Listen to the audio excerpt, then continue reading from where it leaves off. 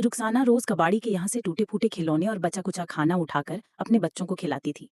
कभी उसे गली से सड़ा हुआ फल मिल जाता तो कभी होटल से बासी रोटियां। लेकिन एक दिन उसने पड़ोस की औरत की रोटी चुरा ली। लोगों ने उसे पकड़कर गाली दी और उसके बाल खींचते हुए सड़क पर घसीटा।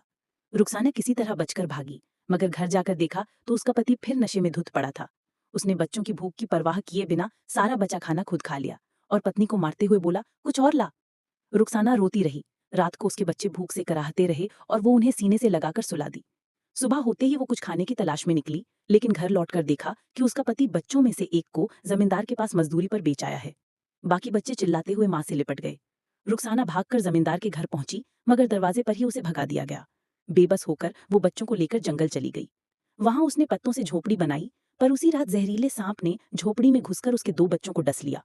रुखसाना के सामने ही दोनों ने दम तोड़ दिया। वो चीख चीख कर रोती रही और सुबह होते ही नदी में कूदकर अपनी जान दे दी। लेकिन फिर भी किसी ने उस मां को दुआ नहीं दी।